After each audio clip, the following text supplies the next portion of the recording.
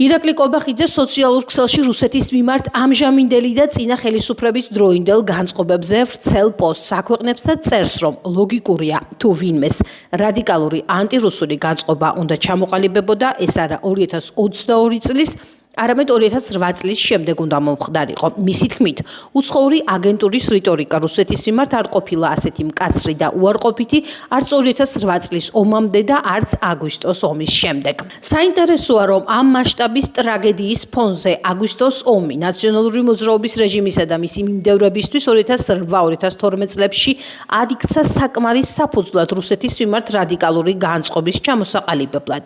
2008 წელს რუსეთის მიერ საქართველოს ტერიტორიების ოკუპაციისა და აფხაზეთისა და სამხრეთ ოსეთის დამოუკიდებელ სახელმწიფოებად აღიარების შემდეგ ნაციონალურ მოძრაობას რუსეთთან მიმართებით არათუ მკაცრი პოლიტიკა არ გაუტარებია, არამედ ომის დასრულებიდან მალევე რეჟიმის ლიდერი რუსეთის მოქალაქეებს საზღვარზე უშუალოდ ხვდებოდა და საქართველოში ტურისტული მოგზაურობისა და ბიზნეს საქმიანობისათვის იწვევდა, წერს ირაკლი კობახიძე სოციალურ ქსელში.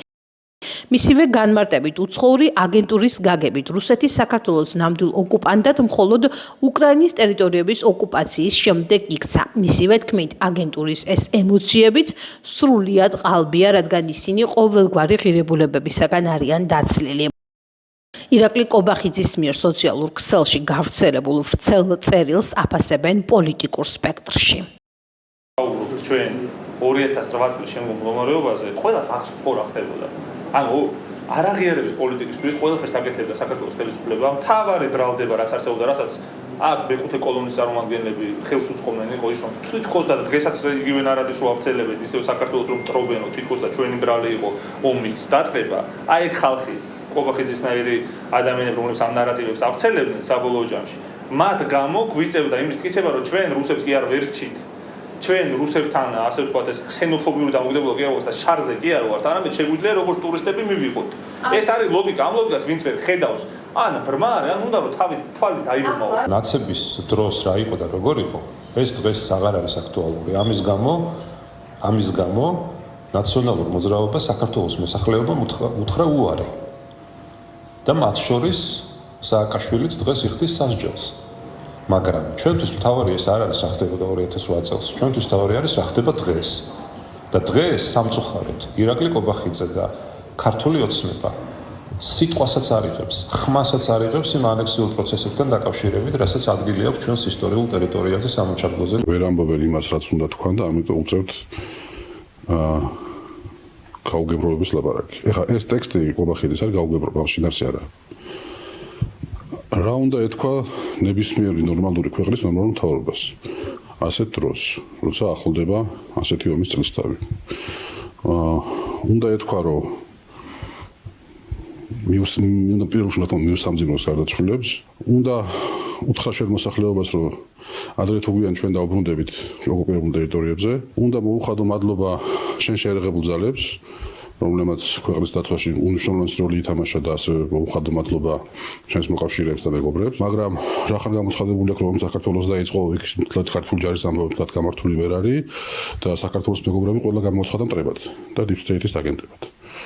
შესაბამისად ვერაფერს ვერ ამბობს და ამის ნაცვლად არის სიტყვების რახარუხ, რომელსაც შინაარსი არ აქვს. ამტკიცებს, რომ თითქოს რუსეთის წინააღმდეგ საზოგადოება deep state-ის დავალებით 2022 წლიდან აღშფოთდა, რაც ტყუილია და ამის მაგალითი არის გავრილოვის მასპინძლობა ირაკლი კობახიძის მხრიდან და გამოსვლები თბილისში 2019 წლის ივნისში და მეორე რუსოფობიის ტერმინის შემოტანა, რომელიც აბსოლუტურად რუსეთის და კრემლის ნარატივია და ეს გამოყენებული იქნა სწორედ ამ გამოსვლების შემდგომ პირდაპირ ფრენების ასაგრძელად, როდესაც ეს გამოსვლები რუსოფობიურ პროვოკაციად შეაფასა კრემლმა. შესაბამისად, ირაკლი კობახიძე ერთგულად აგრძელებს კრემლის ინტერესების წინსვლას საქართველოში საკუთარი სამშობლოს წინააღმდეგ. ქართული ოცნების სამწუხარო ტრადიციად ჩამოყალიბდა აგვისტოს მძიმე დღეებში რუსეთის მაამებელი განცხადებების გაკეთება.